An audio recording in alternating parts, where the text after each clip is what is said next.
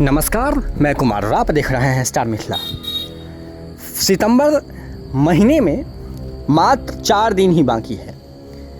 सितंबर में ही फॉरबिसगंज से सहरसा के बीच ट्रेन का परिचालन होना है, जिसकी कमिटमेंट DRM कटिहार के द्वारा किया गया है।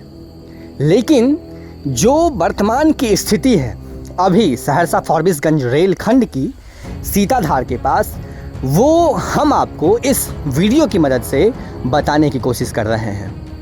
विगत 15 दिनों से सीताधार नदी के पास ट्रैक लिंकिंग का कार्य चल रहा है।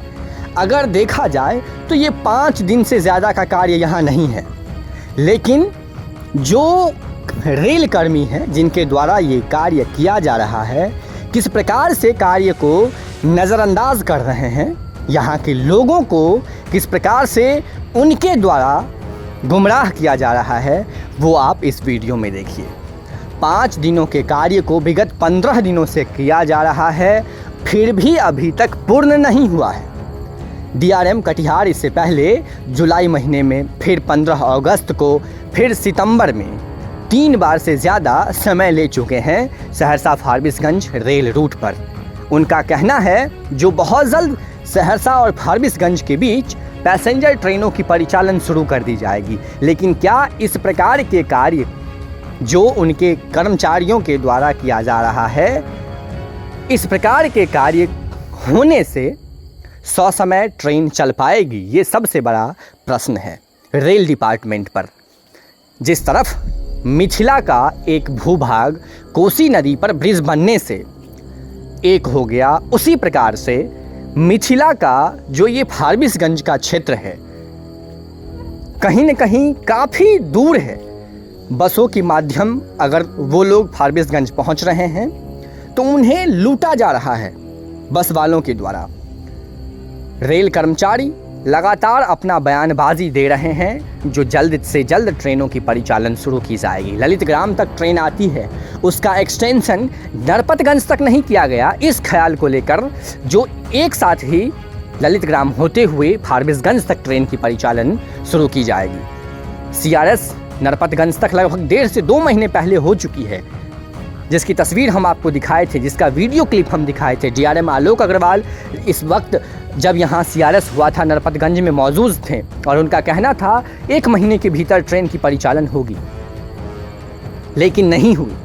बाद में मैसेज दिया गया जो ललित ग्राम से फॉरबिसगंज, सहरसा फॉरबिसगंज के बीच वाया ललित ग्राम ट्रेन की परिचालन एक साथ होगी। लेकिन इस प्रकार का काम जो उनके द्वारा किया जा रहा है, क्या ये संभव है? जो अगस्त महीने में तो नहीं हुई, अब सितंबर महीने में ट्रेन की परिचालन शुरू कर दी जाएगी पैसेंजरों के लिए खास करके। सीताधार तक जो कार्य है लगभग पूर्ण है। सीताधार नदी के पास सिर्फ ट्रैक जो जोगबनी कटिहार वाली ट्रैक आई हुई है, उस ट्रैक में सहरसा फॉरबिसगंज वाली ट्रैक को लिंक करना है, जिस लिंक करने का कार्य विगत 15 दिनों से ज़्यादा से चल रहा है और अभी भी वही कार्य चल रही है जो स्क्रीन पर आपको दिख रहा है।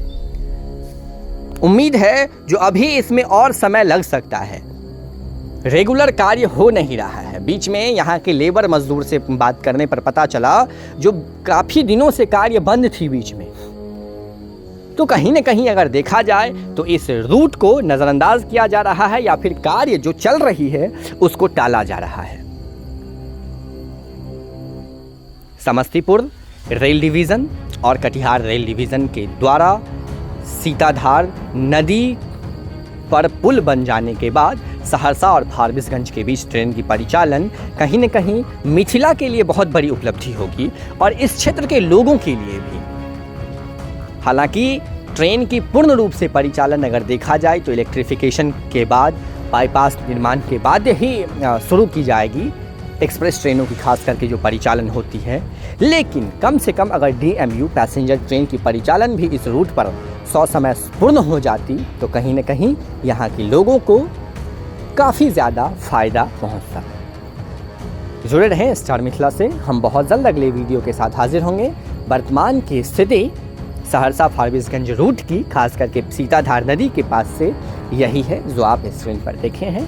ट्रैक लिंक का कार्य पूर्ण रूप से अभी नहीं हुई है। उम्मीद है सितंबर के प्रथम सप्ताह तक इसे कर लिया जाएगा और उसके बाद इसका ट्रायल कर बहुत जल्द यानी कि दुर्गा पूजा के आसपास पैसेंजर ट्रेन ही परिचालन सहरसा और फारबिसगंज के बीच शुरू कर दी जाएगी। जुड़े रहें स्टार मिथिला से, हम बहुत जल्द अगले वीडियो के साथ हाजिर होंगे जो अपने ही क्षेत्र मिथिला से होगा।